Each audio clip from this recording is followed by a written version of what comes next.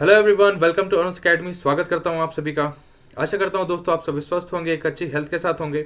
मैं हूं आपका साइंस एजुकेटर सागर सिन्हा और स्वागत है आपका इस परिवार अरुण अकेडमी में। सबसे पहले तो आप सभी को क्रिसमस की बहुत बहुत शुभकामनाएं। Merry Christmas to all of you.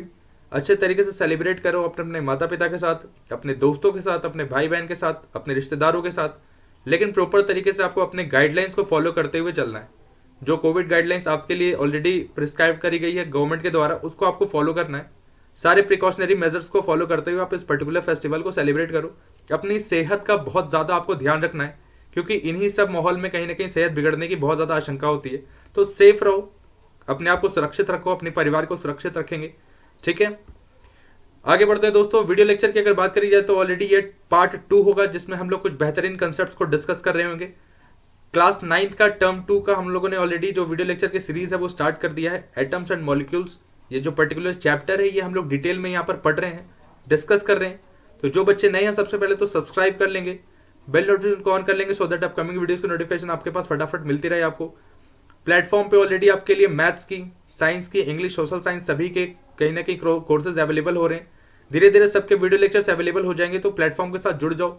जो बच्चे हमारे परिवार का ऑलरेडी हिस्सा है उनके लिए तो ऑलरेडी खुशखबरी है कि आपकी वीडियो लेक्चर सीरीज आपके लिए हमेशा फ्रीक्वेंट टाइमिंग पे आपको अवेलेबल मिल रही है। प्रॉपर तरीके से इनका बेनिफिट उठाओ, जितना आप उठा सकते हो बेनिफिट उतना उठाओ। ठीक है, प्रॉपर तरीके से कंसेप्ट्स को पढ़ेंगे। अब देखो, पिछले वीडियो लेक्चर की अगर बात करी जाए यहाँ पर बच्चा लोग, तो पिछले वीडियो लेक्चर्स में मैंने कुछ बेहतरीन, कुछ बहुत ही महत्वपूर्ण लॉज के बारे में डिस्कशन किया था। तो आपको उस वीडियो लेक्चर को तो सबसे पहले जरूर देखना है। जाकर के प्लेटफॉर्म पे स्क्रॉल करोगे, अगर एक्सप्लोर करोगे तो आपको ऑलरेडी वो वीडियोस मिल जाएंगे। ठीक है, 9th एंड 10th दोनों ही बच्चों के लिए वीडियो लेक्चर बहुत ज़्यादा महत्वपूर्ण है। 9th वाले बच्चे टर्म 2 के वीडियो लेक्चर्स बिल्कुल ब्लाइंडली फॉलो करना है आपको, क्योंकि कोई भी कंसेप्ट मैं नहीं छोड़ रहा हूँ। चाहे वो एनसीईआरटीज हो या आपके कोई भी रेफरेंस किताबें हो, सभी से ये कंसेप्ट कहीं ना कहीं कंपाइलेशन आपको मिल रहा है। ठीक है, क्लास 10th वाले बच्चों के लिए भी पार्ट 1 ऑलरेडी वीडियो आ चुकी है प्लेटफॉर्म पे, पार्ट 2 भी जल्दी आ जाएगी, मैं जल्दी अपलोड कर दूंगा। ठीक है, तो वो भी आप प्रॉपर तरीके से देख सकते हैं। फॉलो करो प्रॉपर तरीके से। नोट्स आपको जरूर बनाते चलना है, खुद अपने हाथ से भी या प्रॉपर। मैं नोट्स तो आपको at the end of the video दे दूंगा। ठीक है, अब देखो, क्वेश्चन टाइम बहुत ही ज्यादा महत्वपूर्ण मैंने ये सीरीज आज से जोड़ी है, यानी कि ये क्वेश्चन टाइम सीरीज है आपके लिए। ठीक है, जहां पर आपके लिए कुछ महत्वपूर्ण प्रश्न मैं आपसे पूछूंगा, जो कि ऑलरेडी पिछले वीडियो लेक्चर सीरीज से कहीं ना कहीं मिलती जुलती होगी या उसके कंसेप्ट से ओरिजिनेटेड होगी। ठीक है, तो ये कुछ एक नई चीज है जो यहाँ पर शुरुआत करी जा रही है मेरे द्वारा। पिछले वीडियो लेक्चर में मैंने बेटा यहाँ पर डिस्कस किया था what is law of conservation of mass, बहुत अच्छे तरीके से एक्सप्लेन किया था। अगर आपने वीडियो लेक्चर नहीं देखा है तो जाकर के देखेंगे, और देखने के बाद कमेंट सेक्शन में मेरे को जरूर बताओ कि इसका फटाफट से सही उत्तर क्या होगा। Law of conservation of mass क्या होता है, इसका उत्तर बताओ। जिनका भी उत्तर सही होगा हम लोग उसको जरूर रिप्लाई करेंगे, या नेक्स्ट वीडियो में हम लोग उनको कहीं ना कहीं जरूर शॉर्ट आउट देने की कोशिश करेंगे। ठीक है, तो ये आप सभी के लिए एक अच्छा मौका है जहां पर आप खुद को भी एक प्रॉपर तरीके से मोटिवेट कर सकते हो, और ये क्वेश्चन का आंसर आपको जरूर कमेंट सेक्शन में देना है। प्रश्न है आपका what is law of conservation of mass, already मैंने पढ़ा रखा है, आप प्रॉपर तरीके से वीडियोस चेक करेंगे, या आपको जानकारी है इस बारे में तो आप प्रॉपर तरीके से क्या करेंगे, कमेंट सेक्शन में इसका उत्तर फटाफट से लिख करके हमें भेज देंगे। टेलीग्राम चैनल की बात करी जाए दोस्तों, तो अरुण अकेडमी के नाम का टेलीग्राम चैनल है, आपको पता है ये चीज, मैंने बता रखा है बहुत बार आपके लिए। पीडीएफ आपको वहीं पे मिलते हैं। जितनी भी हमारी फ्री क्लासेस चलती हैं यूट्यूब पे, उन सभी के अपडेट्स आपको कहीं ना कहीं टेलीग्राम पे मिल जाते हैं। ठीक है, प्रैक्टिस कंटेंट के बारे में मैंने ऑलरेडी काफी बारी आपको बता रखा है कि चेकलिस्ट आपको मिल जाएगी चैप्टर के एंड होते ही। ठीक है, तो वीडियो लेक्चर अच्छे तरीके से फॉलो करोगे तो वो चेकलिस्ट आपको आराम से समझ में आएगी और उसके प्रश्न आप कर भी पाओगे। अब देखो, इस पर्टिकुलर वीडियो लेक्चर की सीरीज में जो सबसे महत्वपूर्ण जो कंसेप्ट है वो हम डिस्कस करने वाले यहाँ पर होंगे, and that is Dalton's atomic theory. Dalton's atomic theory एक एग्जामिनेशन पॉइंट ऑफ व्यू से बहुत ज्यादा महत्वपूर्ण एक टॉपिक होता है, जिससे बहुत सारे प्रश्न बनते हैं। ठीक है, तो फर्स्ट ऑफ ऑल तो डाल्टन है कौन, तो जॉन डाल्टन एक केमिस्ट साइंटिस्ट आप समझ सकते हो, जिन्होंने मैटर के रिगार्डिंग में काफी महत्वपूर्ण डिस्कशन देगा, काफी महत्वपूर्ण कंसेप्ट थ्योरीज हमें दी है। इनकी थ्योरी जो हमें प्राप्त हुई दैट इज इन 1808, जहां पर हमें इस प्रकार के थ्योरीज प्राप्त हुई हैं। इनके कुछ पोस्टुलेट हैं जो कि बहुत ज्यादा महत्वपूर्ण है। ठीक है, जिनको आपको याद रखना है, समझना है। ठीक है, याद तो आपको बाद में रखना, पहले तो आप समझ लो कंसेप्ट्स को कि हाँ इनके पोस्टुलेट्स क्या क्या है, किस बारे में है। तो इनके पूरे पोस्टुलेट जो है वो मैटर के ऊपर बेस्ड है। ठीक है, मैटर के ऊपर बेस्ड सबसे पहला इनका पोस्टुलेट कहता है कि all matter is composed of tiny definite particles called atoms. अब देखो, पिछला वीडियो लेक्चर की सीरीज में जो ये सीरीज चल रही है, तो पार्ट 1 में भी मैंने यही डिस्कस किया था कि मैटर जो है वो छोटे छोटे पार्टिकल से मिलकर के बना है, जिन्हें हम एटम्स कहते हैं, या इन्हीं को हम पदार्थ भी कहते थे। अगर आपको याद आ रहा हो, जो बच्चों ने पढ़ा है सच में उनको याद होगा, समझ में आ रहा होगा कि हाँ पदार्थ क्या है, एटम्स क्या है।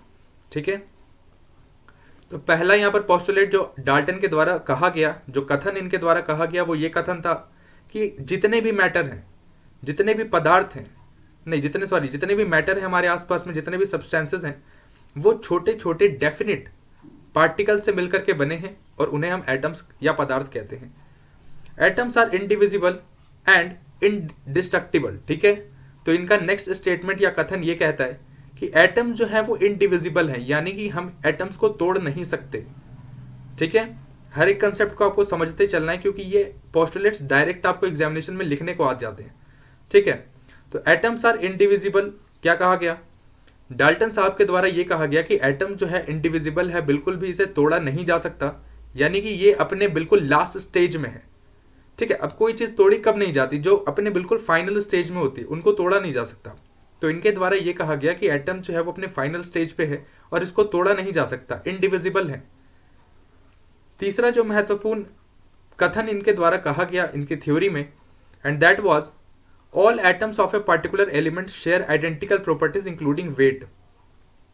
देखो, इनका अगला कथन ये कहता है कि जितने भी एटम्स हैं, है ना, पर्टिकुलर एलिमेंट की अगर बात करी जाए, तो एलिमेंट्स के जितने भी एटम्स होंगे वो सभी कहीं ना कहीं आइडेंटिकली सिमिलर प्रॉपर्टीज को शो करते हैं। दोबारा से कथन को समझने की कोशिश करेंगे कि all atoms of a particular element, किसी भी पर्टिकुलर एलिमेंट के सारे एटम्स, जितने भी एटम्स हैं, सारे एटम्स एक प्रकार के आइडेंटिकल प्रॉपर्टीज को शो करेंगे। वेट, जिनमें एक वेट भी क्या है, वेट भी शामिल है। ठीक है, तो ये कथन इनके द्वारा कहा गया। जैसे फॉर एग्जांपल मैं उदाहरण के तौर पे आपको समझाता हूं। जैसे इनका कहना क्या था कि अगर हम सोडियम एलिमेंट की बात करें, तो सोडियम एलिमेंट क्या है, छोटे छोटे एटम से मिलकर के बना होगा, छोटे छोटे सोडियम एटम से मिलकर के बना होगा। तो यहां पर यही बात इन्होंने बोली कि सोडियम जो पर्टिकुलर एलिमेंट है, उनके जितने भी एटम्स उसमें ऑलरेडी इंक्लूडेड हैं एज ए कंस्टिट्यूएंट पार्टिकल्स, उनकी सभी की प्रॉपर्टीज जो होगी दैट विल बी आइडेंटिकल, सभी की सिमिलर प्रॉपर्टीज होगी, एक जैसी प्रॉपर्टीज होगी।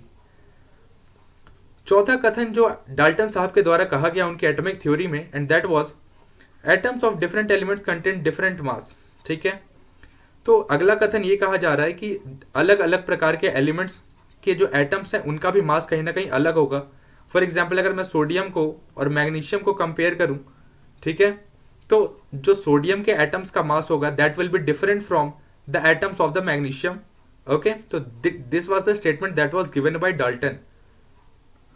अगला कथन जो यहां पर डाल्टन साहब के द्वारा दिया गया है, that was atoms of different elements combine in fixed whole number ratios when forming compounds. Very important statement given by Dalton sir, that, अब देखो इन्होंने कहा यह कि अलग अलग एलिमेंट जब कंबाइन करते हैं तो ये एक फिक्स रेशियो में कंबाइन करके कंपाउंड्स का फॉर्मेशन करते हैं। ऐसा ही कुछ मैंने आपको पिछली क्लास में लॉ में भी पढ़ा रखा है। मैंने आपको लॉ ऑफ कांस्टेंट प्रोपोर्शंस में ये चीजें पढ़ाई थी। अगर आपको याद आ रहा होगा, कुछ चीजें अगर आपको दिमाग में स्ट्राइक कर रही होगी, तो आपको समझ में आया होगा कि हाँ ये चीजें मैंने ऑलरेडी लॉज में भी पढ़ा रखी है। कहना क्या है यहाँ पर कि जितने भी एलिमेंट्स हैं वो हमेशा एक फिक्स रेशियो में अपना कंबाइन करके कंपाउंड का फॉर्मेशन करेंगे। उदाहरण के तौर पे आपको फिर से याद दिलवाता हूं मैं। जैसे फॉर एग्जांपल हम बात करते हैं H2O की, ठीक है, इसका फिक्स रेशियो क्या था, 1:8 था। हम लोगों ने पिछली बार भी इसको डिस्कस किया था। तो 1:8 इज द फिक्स रेशियो जिसमें हमेशा वाटर मॉलिक्यूल का फॉर्मेशन होने वाला है या वाटर कंपाउंड का फॉर्मेशन होने वाला है। आपको इस बात को समझना पड़ेगा, ठीक है, अपनी बुद्धि में डालनी पड़ेगी कि इतनी महत्वपूर्ण बातें डाल्टन साहब के द्वारा कही गई। ठीक है, अब देखो इन कथनों के अनुसार हम लोग एक पर्टिकुलर थ्योरी पढ़ ली, एटॉमिक थ्योरीज पढ़ी, बट जैसे जैसे समय बीतता है ना, कुछ कुछ थ्योरीज, कुछ कुछ कथन इनके गलत साबित होने लग जाते हैं। कुछ ड्रॉबैक्स होते हैं इनके थ्योरी की।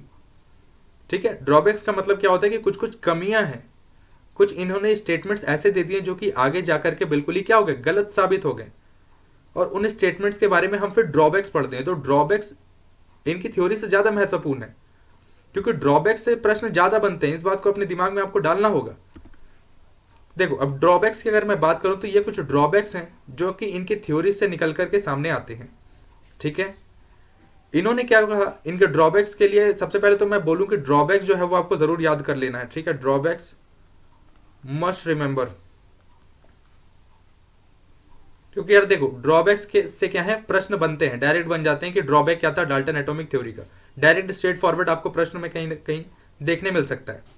और अब तो आपको पैटर्न भी पता है कि पैटर्न किस प्रकार का आ रहा है ना। एमसीक्यू फॉर्म के क्वेश्चंस आ रहे हैं, एसर्शन रीजंस के क्वेश्चंस आ रहे हैं, पैसेजेस के क्वेश्चन आ रहे हैं। तो इस प्रकार के प्रश्न में कहीं ना कहीं आपको इस प्रकार के प्रश्न मिल जाएंगे, याद करते चलेंगे।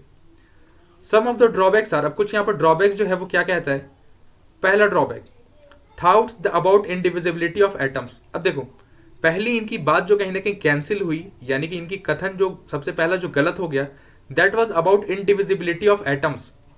क्योंकि बाद में जब दूसरे साइंटिस्ट या केमिस्ट ने जब खोज करना स्टार्ट करा तो उन्होंने ये देखा कि एटम्स तो बाद में डिवाइड हो रहे हैं, अपने कंस्टिट्यूएंट पार्टिकल्स में एटम्स टूट जा रहे हैं।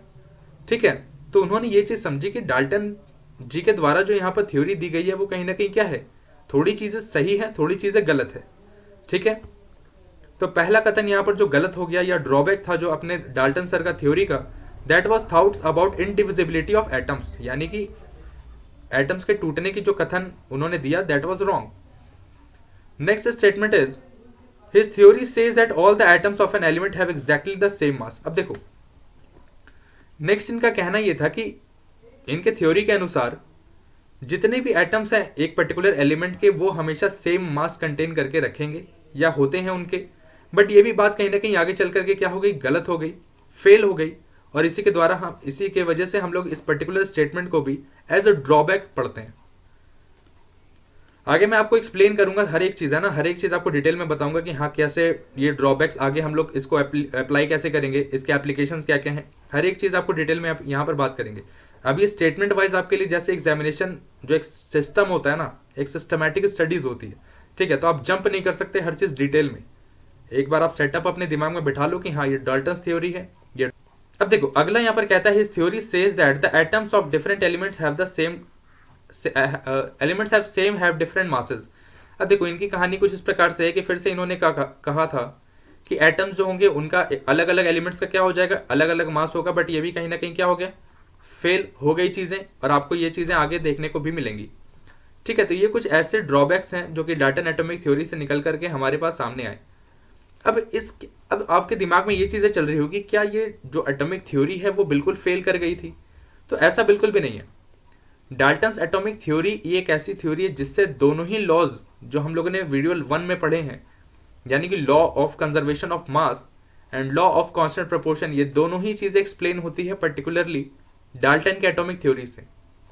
कैसे एक्सप्लेन होती है मैं वापस आपको समझाने की कोशिश करता हूं। यहाँ पर थोड़ा सा ध्यान देंगे। यहाँ पर देखो, law of conservation of mass क्या कहता है कि कभी भी particular matter is neither created nor be destroyed.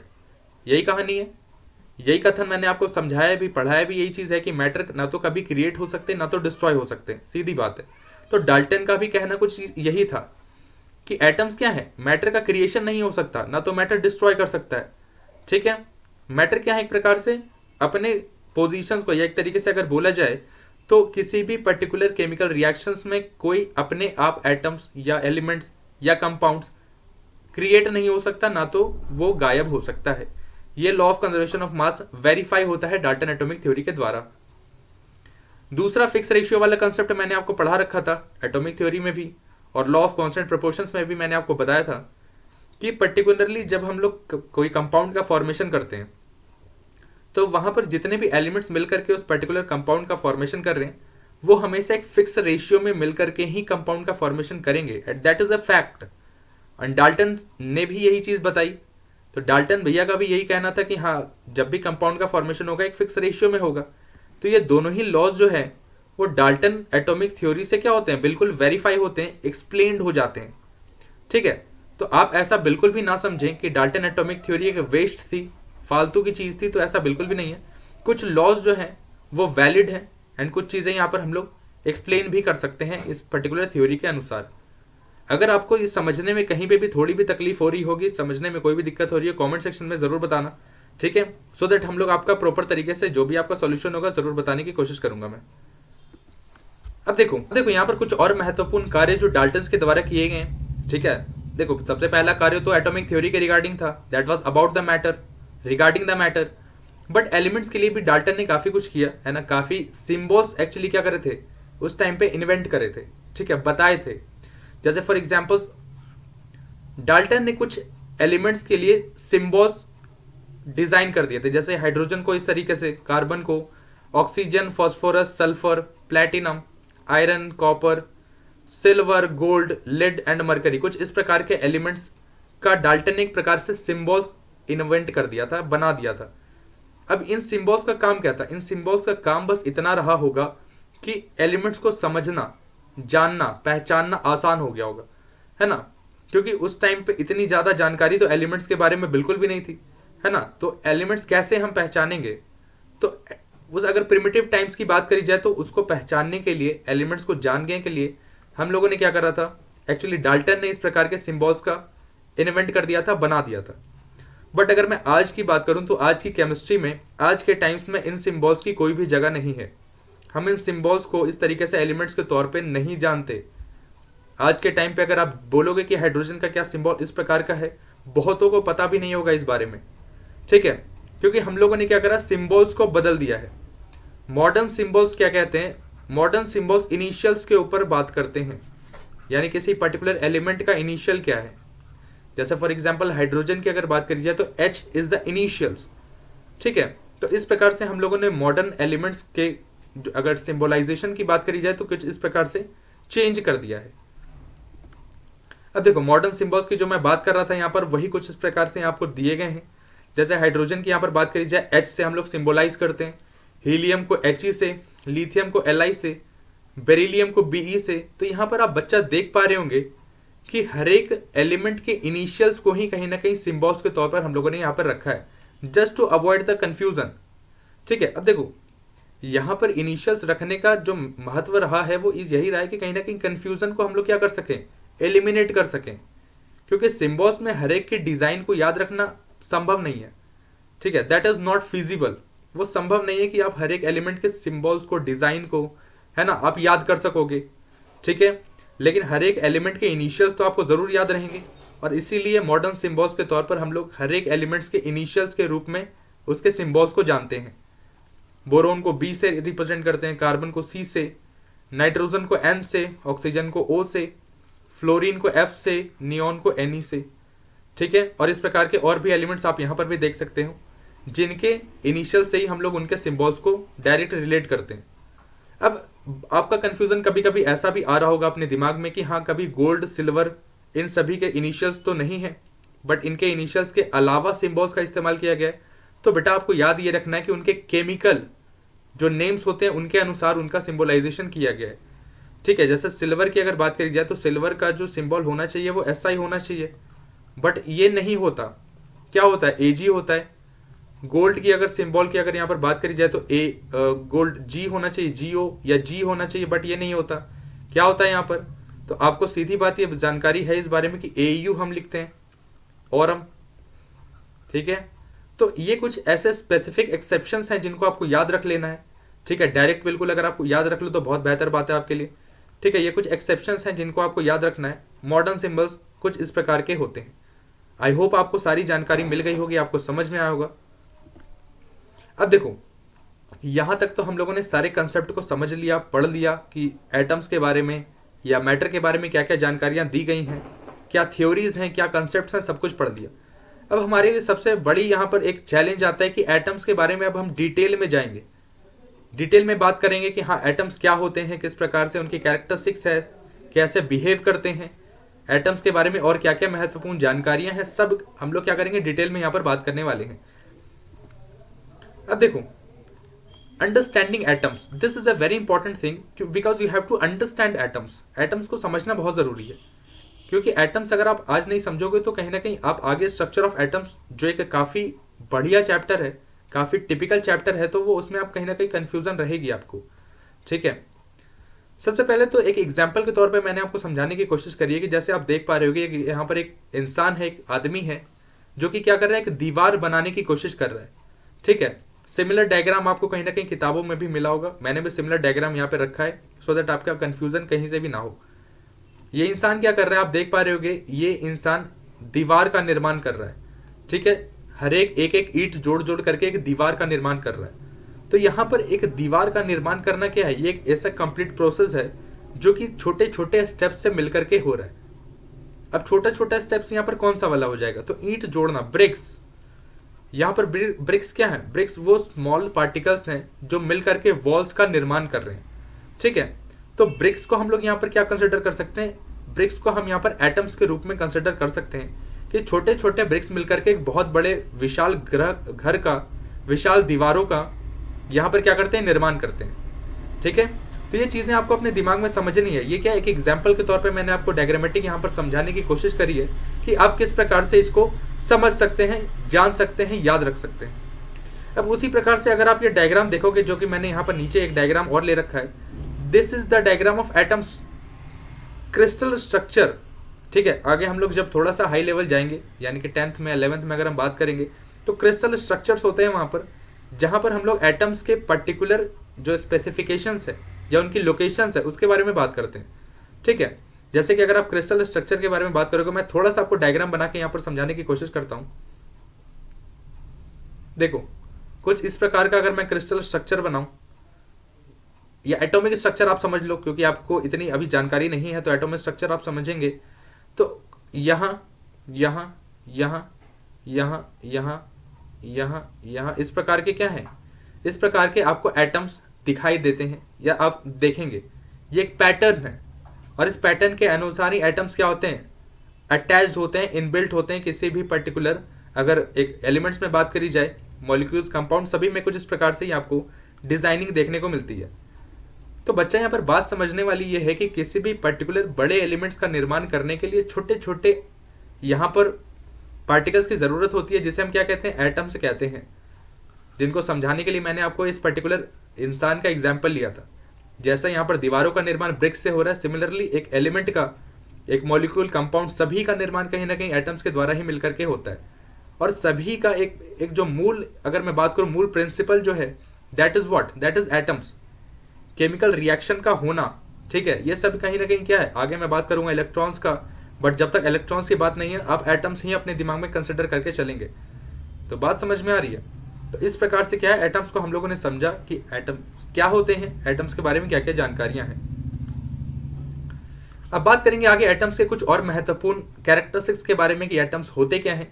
तो आपको अपने दिमाग में कुछ इस प्रकार से चीजें बिठा लेनी है, याद कर लेनी है। ये देखो यार, ये सिंपल से डेफिनेशंस हैं, आपको सिंपल डेफिनेशन इसी के रूप में डायरेक्ट याद कर लेनी है, इसमें कुछ भी कंफ्यूजन नहीं होनी चाहिए।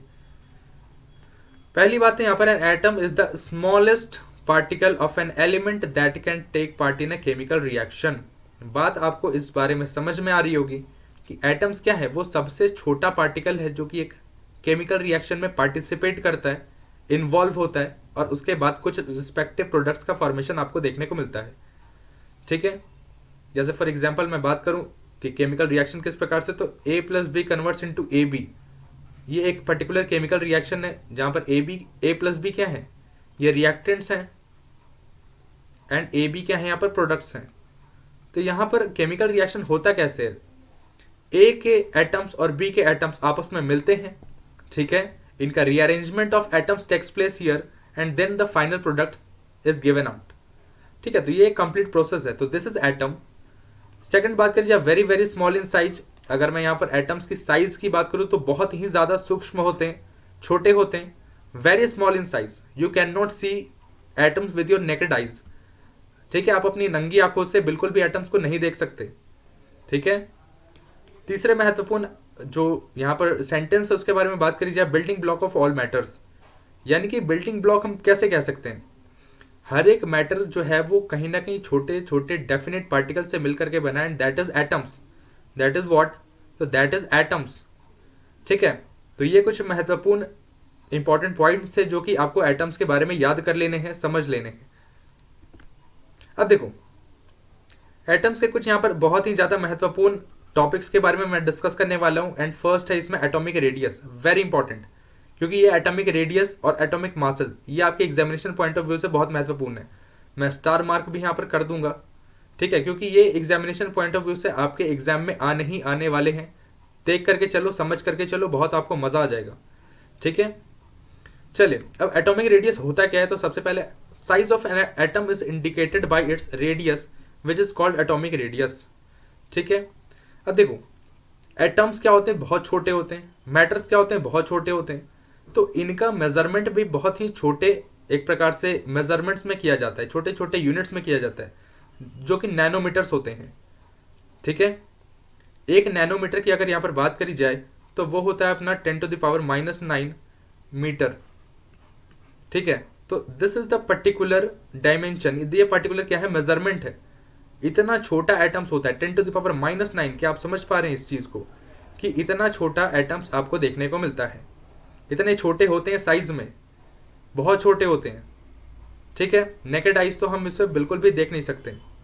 सबसे छोटे एटम की बात करी जाए तो हाइड्रोजन का आप याद कर सकते हैं कि हाइड्रोजन का एटम जो होता है वो सबसे छोटा साइज का होता है। अगर इसके पर्टिकुलरली साइज के बारे में बात करी जाए तो आप याद कर सकते हैं 0.037 नैनोमीटर, ठीक है। 0.037 nanometre is the size of hydrogen atom and it is the smallest atom, सबसे छोटा एटम हाइड्रोजन का होता है। तो बात समझ में आ रही है आपको इस चीज के बारे में, आपको इस चीज को याद कर लेना है, ठीक है।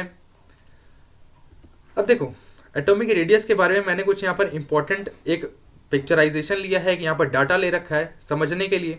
जैसे आप यहाँ पर सबसे पहला डाटा देखोगे कि हाइड्रोजन का जो एटॉमिक रेडियस है, ठीक है, दैट इज व्हाट 0.37, जो कि मैंने आपको अभी यही चीज यहाँ पर लिखवाई, ठीक है। और इसी प्रकार से कुछ एलिमेंट्स के यहाँ पर आपको एटॉमिक रेडियस देखने को मिलेंगे। अब इनको आपको याद करने की गलती बिल्कुल भी नहीं करनी है, आपको इनको याद भी नहीं करना है, ठीक है, बिल्कुल भी याद करने की आवश्यकता नहीं है। इनको बस आपको एक बार देख लेना है, ठीक है, कि वेरिएशंस किस प्रकार से हो रहे हैं, क्योंकि जब आप आगे थोड़े से सीनियर क्लासेस में जाओगे यार, तो आपके लिए काफ़ी हेल्प होगी। ये सब बेसिक्स होते हैं जो कि हम लोग क्लियर नहीं करते, ठीक है। मैं बहुत फ्रैंक बात करूंगा आपसे, क्योंकि आप 10th में आप आगे जाओगे, ठीक है, 10th में जाकर के फिर आगे आप फिर कहीं ना कहीं गड़बड़ ना हो, इसलिए मैं थोड़ी सी चीज़ें आपको बताते चलता हूँ। ये बेसिक्स होते हैं जो कि आपको क्लियर कर लेने होते हैं अपने 9th में ही, कि थोड़ा सा एटॉमिक रेडियस किस प्रकार का है, वेरिएशंस कैसे हो रहे हैं, इस चीज़ को आपको थोड़ा सा देख लेना है, ठीक है। याद करने की गलती बिल्कुल भी ना करें, क्योंकि याद करने का कोई भी बेनिफिट नहीं है, एग्जामिनेशन में इससे प्रश्न नहीं आते, ठीक है। चलेंगे आगे। अब देखो, अगला यहाँ पर जो महत्वपूर्ण एटॉमिक मासेस, जो कि मैंने बताया कि दोनों ही क्या है, बहुत ही महत्वपूर्ण यहाँ पर एक टॉपिक्स हैं जिनको आपको याद कर लेना है बिल्कुल ही, ठीक है, समझना नहीं है, याद कर लेना है। एटॉमिक मास, एटॉमिक रेडियस मैंने एक्सप्लेन कर दिया, एटॉमिक मास। अब देखो, एटॉमिक मास क्या कहता है, C12 atom is that atom of carbon which has 6 protons and 6 neutrons in its nucleus so that its mass number is 12। देखो, होता क्या है कि एटॉमिक मासेस को हम लोग डायरेक्ट कहीं ना कहीं रिलेट नहीं करते, ठीक है, डायरेक्ट ऐसा नहीं कहते कि हाँ this much of measurement is atomic mass. हम लोग क्या करते हैं, रिलेटिव मासेस का यहाँ पर एक तरीके से इस्तेमाल करते हैं और उसी के द्वारा समझते हैं, ठीक है। नेक्स्ट कहता है, atomic mass of an element is the relative mass of its atom as compared with the mass of carbon 12 atom taken as 12 units. देखो, थोड़ा सा मैं आपको यहाँ पर एक्सप्लेन कर देता हूँ कि एटॉमिक मासेस में क्या कंफ्यूजन है। काफी बच्चों को कंफ्यूजन होती भी है इस बारे में।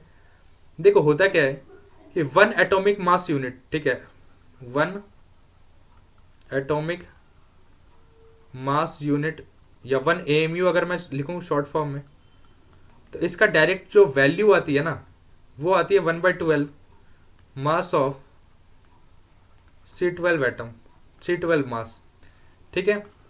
तो ये क्या है, 1/12, ठीक है। तो इस चीज को आपको याद कर लेना। ये एक रिलेशन है जो कि आपको एटॉमिक मासेस के बारे में जानकारी देता है। This is a relation which gives information about the atomic masses of an element, ठीक है। एटॉमिक मासेस हमेशा हम लोग कैसे पढ़ते हैं, रिलेटिव मास। मैंने आपको शुरुआत में ही इस चीज को एक्सप्लेन करा कि हम लोग रिलेटिव मास एक्चुअली क्या करते हैं, रिलेट करके एक्चुअली एटॉमिक मासेस को कैलकुलेट करते हैं, ठीक है। अगला स्टेटमेंट कहता है 1 atomic mass unit is defined as exactly 1/12 the mass of an atom of carbon 12, ठीक है। 1 एटॉमिक मास यूनिट क्या होता है, जैसा मैंने अभी आपको एक्सप्लेन करा यहाँ पर न्यूमेरिकली भी, कि 1/12 of the mass of atom of C12 है ना, यानी कि 1/12 मास ऑफ C12 एटम। ठीक है, तो ये न्यूमेरिकली भी आप इस तरीके से याद कर सकते हो, समझ सकते हो। एटॉमिक मासेस कुछ इसी प्रकार के होते हैं। ठीक है, तो ये बहुत ही महत्वपूर्ण एक कंसेप्ट है जो कि एटम से रिगार्डिंग आपको समझना था, पढ़ना था यहाँ पर। ठीक है, अब देखो एटम्स के विजिबिलिटी के बारे में मैं थोड़ा सा आपको यहाँ पर एक्सप्लेन करना चाहूंगा। एटम्स की विजिबिलिटी, जैसा मैंने आपको अगर अभी बताया था कि एटम्स क्या होते हैं, बिल्कुल भी नंगी आंखों से हम उनको नहीं देख सकते। We can not see atoms with our naked eyes. तो क्या क्या ऐसे सोर्सेज हैं जिनके द्वारा हम एटम्स को देख सकते हैं? तो सोर्सेज कुछ इस प्रकार से यहाँ पर बच्चा लोग कि एटम्स को देखने के लिए हमें बहुत ही ज्यादा पावरफुल माइक्रोस्कोप जो होते हैं वो भी फेल हो जाते हैं। ठीक है, तो इलेक्ट्रॉन माइक्रोस्कोप्स का हम लोग इस्तेमाल करते हैं। इलेक्ट्रॉन माइक्रोस्कोप्स का हम लोग इस्तेमाल करते हैं, जिसके द्वारा हम लोग एटम्स को क्या करते हैं, देख पाते हैं। ठीक है, उसके बाद एटम्स क्या होते हैं, बहुत स्ट्रॉन्ग पावरफुल माइक्रोस्कोप्स होते हैं ये इलेक्ट्रॉन माइक्रोस्कोप्स, जिसमें अगर मैं और ज्यादा डिटेल में बात करूं तो STM माइक्रोस्कोप जो होते हैं, ठीक है, स्कैनिंग टनलिंग माइक्रोस्कोप जो एक तरीके से माइक्रोस्कोप्स होते हैं, वो एटम्स के विजिबिलिटी में काफी हेल्प करते हैं।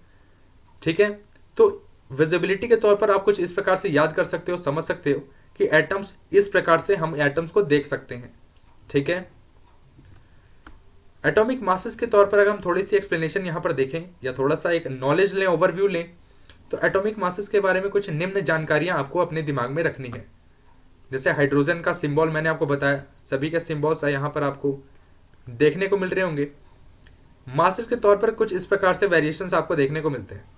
ठीक है, अब मैं यहां पर आपको एक बहुत ही फैंटास्टिक चीज आपको बिल्कुल बताने वाला हूं, मजा ही आ जाएगा आपको बिल्कुल सुन करके। एटॉमिक मास, अगर मैं बात करूं एलिमेंट नंबर 1 टू एलिमेंट 30, ये आपको याद करने होते हैं। ठीक है, याद होने चाहिए, याद कर लेने चाहिए आपको। ठीक है, क्योंकि एलिमेंट के मासेस अगर आपको याद रहते हैं तो कहीं ना कहीं इससे काफी हेल्प मिलती है, न्यूमेरिकल्स में बहुत ज्यादा हेल्प मिलती है। ठीक है, तो देखो बहुत सारे ऐसे अगर आपको चैनल्स मिल जाएंगे, बहुत सारे ऐसे प्लेटफॉर्म्स मिल जाएंगे जो आपको फर्जी की बातें बता देंगे कि किस प्रकार से एलिमेंट के मासेस कैलकुलेट करते हैं। बट क्या सीधा सा मतलब यह है कि आपको याद कर लो तो यार बहुत ज़्यादा बेनिफिशियल है, क्योंकि ये चीज़ें आप अगर आप केमिस्ट्री ले रहे हो अपने 11th में 12th में ग्रेजुएशन में तो आपको बहुत हेल्प मिलेगी। ठीक है, नहीं तो बहुत सारे जो फंडे होते हैं, बहुत ट्रिक्स होते हैं ऐसे कि जो इवन वाले हैं उनका डबल हो जाता है, ऑड वाले हैं तो उनका डबल होकर 1 हो जाता है। ये सब आपको याद करने की आवश्यकता नहीं है। अगर ऐसे ट्रिक्स होते तो हर एक टीचर उनको फॉलो करवाते, उनके बारे में बताते। जो ऑथेंटिक टीचर्स हैं वो इस प्रकार के ट्रिक्स कभी भी फॉलो नहीं करवाएंगे। मैं इस तरीके से ट्रिक्स कभी भी नहीं बताऊंगा, क्योंकि मैंने ऑलरेडी एग्जाम दे रखा है। इस प्रकार के ट्रिक्स बिल्कुल भी काम नहीं देते, तो आप इनको बिल्कुल भी फॉलो ना करें। कुछ एलिमेंट्स तक ये साथ देंगे, कुछ एलिमेंट्स के बाद ये साथ देना बिल्कुल बंद कर देंगे।